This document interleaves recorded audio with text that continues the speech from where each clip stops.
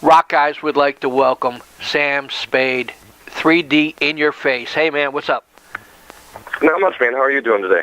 Really good, really good.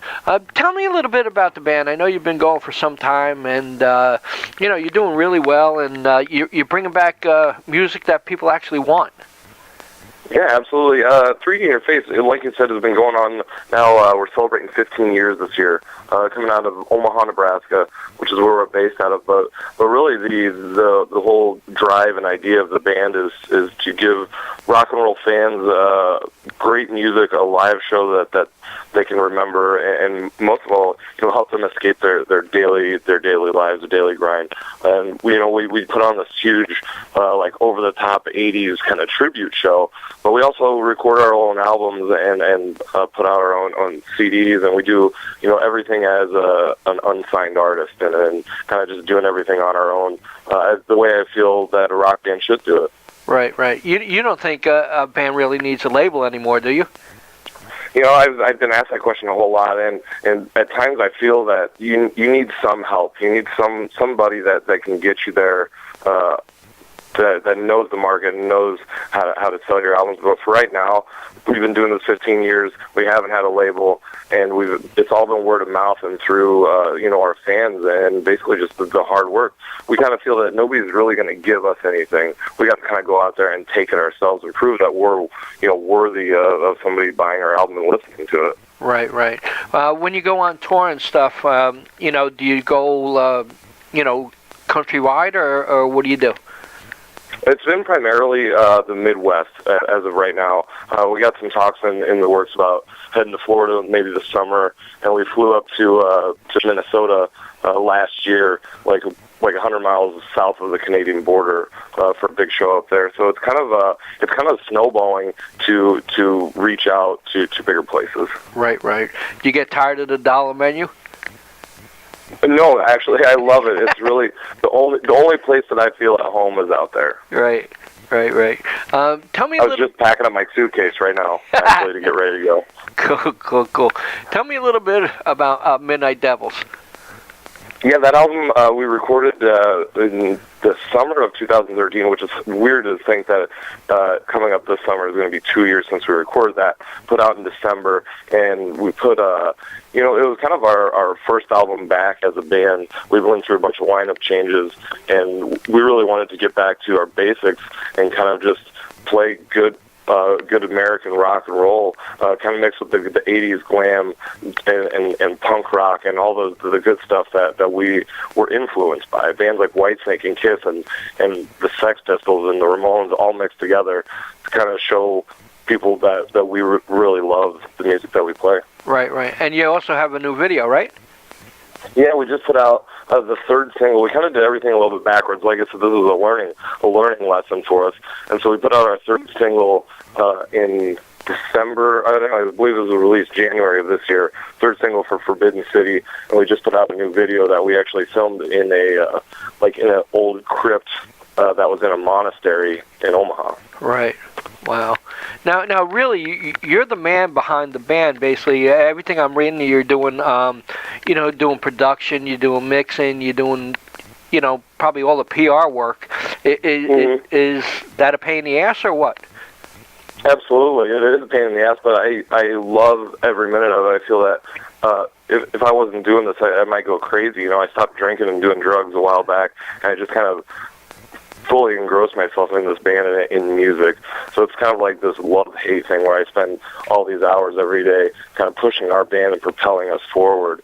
But at the same time, I don't really have a life outside of the band, which isn't necessarily a bad thing because it keeps us so busy. But right. It's kind of like a double-edged sword, I love doing it, right. And I'll do it forever. But there's not much else. Right. Yeah. What's the highlight being in the band, like a live show?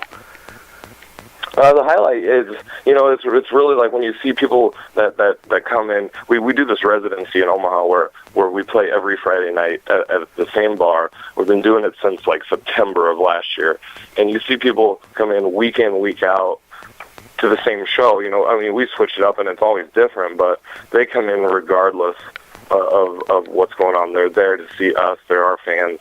People that drive hundreds and hundreds of miles from different states coming just to see us to have fun, and they realize that this is the biggest rock and roll show, the biggest party in Omaha, and that when you come to our show, it's kind of like a 3-hour release from everything that's going on outside. So seeing those people come in and sing the lyrics to our originals is one of those things that really just gets me. Right. What is it like when people come up to you and ask for an autograph? I love it. I love signing autographs. It's really cool. And, even in Omaha, I went out yesterday to like a Hy-Vee to mail out a CD, and I was recognized by some fans. I think it's one of the coolest things. And I will never get tired of being recognized by fans or asked for pictures or autographs. And I will take, even if I'm sitting there with my parents eating dinner, I'll take the time to take a photograph or sign an autograph. It's like my pleasure to do that. Right. Well, what's you go out to your friends and they're like, "Oh, Mr. Big Shot over here signing autographs." I'm laughing because my daughter will come in. I'll say, Rockeyez been going 10 years. So anytime you want an autograph, tell me. I'll give it to you. And she puts her hand on her nose and says, "Get away from me." Yeah. So it's pretty funny. I'm going to mention a couple bands. Tell me, what they meant to you. First, start with Kiss. Kiss was the band that started it all for me. That was the band when I was in 8th grade that really was I heard Detroit Rock City, and I knew exactly then and there that this is what I wanted to do, and it kind of changed my life for the better. Right. How about Motley Crue? Motley Crue was kind of the band that they took it to, they kind of introduced me to the punk rock side of things, where you could still be this nasty glam rock band, and Nikki Sixx was very influenced by bands like Johnny Thunder, or by the New York Dolls, Johnny Thunders, Iggy Pop, and it kind of showed me that you can mix punk rock and glam rock, right, and kind of create this bastard child of it. Cool. What about Poison?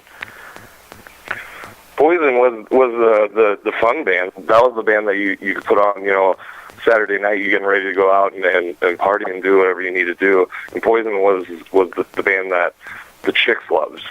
Poison was a great band, and I think very underrated band. I love playing that. Every time we play a Poison tune, people lose their mind. So I love Poison. I've seen them a couple times. Cool. Unbelievable band, high energy. Right, definitely. How about Alice Cooper? Alice Cooper, everybody says he's the godfather of shock rock, and I've been tossed around the idea of getting an Alice Cooper tattoo, just those eyes. I thought would be really cool. So he was really the pioneer in the genre of music, the pioneer of giving people a show, like a treat for their eyes. Right. And really, I took so much from Alice Cooper, and not just standing on stage playing music, but actually kind of this production, this theatrical performance. Right. Cool. How about Miley Cyrus? Miley Cyrus. I had to throw something in there. This is good. No, I like her. I can't say that I've ever listened to her music. I watched her program once on TV, and I fell asleep. But the thing that I like about her is that she's a dirty girl. Right. And she's not ashamed to admit it. Uh-huh. In public. She's out there banging anybody she wants to, doing drugs. I love it. Wow. She goes, "I just want to have some fun." And I go, "I understand that. I completely understand that." Cool. What's a typical day for you right now? A typical day is, I worked all night, writing a few tunes and doing my blog till 6 in the morning. And then so I woke up today at 1 and just got on the internet and started updating all of our social media pages and getting everything ready. Basically, I'm just packing today to get ready to head to Omaha tomorrow for rehearsals and stuff like that. Right. I heard you're working on a new album, too. Yeah, we are. We kind of the follow-up to our Midnight Devils album, and we don't have a title yet for it. We are basically 6 songs into the writing process, so we're kind of halfway there. We've already debuted 2 of the songs live to our audiences, but it's kind of, our whole thought process was to keep this album simple, to keep it just as straight ahead as you can go. Cool. That's my whole, when I'm writing, I go, I don't need all these double choruses, I don't need anything fancy. Give me a 4/4 beat and some loud guitar, and we're going to just write a good rock and roll record. Cool, cool. Now let's go down each member of the band and tell me your feelings towards them and what they bring to the band. Mm-hmm. Go ahead. Okay, can we start? Yeah, start with the singer. Okay, Alan. Alan Hot Rod is the guy he was the first one that I ever met when I joined 3D. I was 20 years old, and he gave me the name Sam Spade.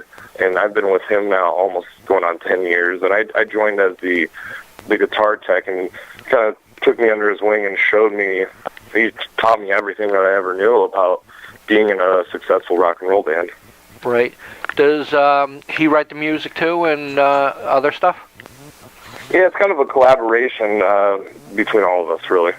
Right, right. Like we'll bring ideas into the group, and then it kind of gets sorted out and becomes a 3D in Your Face song. Cool. How about Chris? Chris is my best friend. He was the guy that we had fired a guitar player, and Chris came in, and he was as big of a Kiss fan as I was. Right. And if not as big of a Kiss fan, he was this huge Van Halen fan. And I never fully appreciated Van Halen until I became friends with Chris. And he's like, he plays Eddie Van Halen guitar almost as good as Eddie. I'll say nobody plays as good as Eddie, but he does. And he's kind of the quarterback on stage. So when we get up there and things start getting crazy, he's the guy that you look to for guidance. He's the guy that's calling the shots. And like we had talked about this last night, is, everything that we're doing, that I'm doing right now, I'm experiencing, and the drummer, because we're the younger guys. Right. He did it, 20 times back in the 80s. He did it bigger and better back there. So he was watching us. He's going, "You guys think you're so cool? Well, I used to do that 6 days a week. You got nothing on me." Wow. How about Dakota? Dakota is the new guy in the group. He just joined in September, and he's an interesting fellow. I really like him, and I really get along with him. And as a rhythm section, we kind of have to gel that way. Right. He's hilarious. He makes me laugh every time I'm around him. We're nonstop laughing, and he's got this smile that kind of just makes girls' hearts melt, if that makes any sense. Cool. So he's this really nice guy that has a great smile, one hell of a drummer, and we've been kicking it amazingly, and he's a great songwriter guy to work with. Cool. Now, when you do a live show and one of your family members, come to the show, are they amazed, or what's the reaction? Yeah, they it's like they've never seen that before. Right. They kind of are just blown away. You go home Thanksgiving and they don't see you with all the makeup and the hair and the people going crazy. And so when they come out, they're just kind of like, we had no idea that this is what it was like. And I'm like, yeah, this is how it is every day. You come out and people just kind of have fun and lose their minds. And they're just like, they kind of give you that look like, I won't be able to see you the same way the next Thanksgiving. Right. Wow. So what's the future hold in 2015 for 3D in Your Face? It's really simple, and I think we kind of have this model, not a model, but like a recipe. That is my goal, is that we keep playing, we keep touring, we keep doing what we do best, which is playing live. And we're going to put out another album, we're going to put out another video, and I think that recipe was kind of handed down from the guys before us. The guys like Kiss and Van Halen and Motley Crue, you put out a record, you tour, you put out a record, put out a video. That's how you get the fans.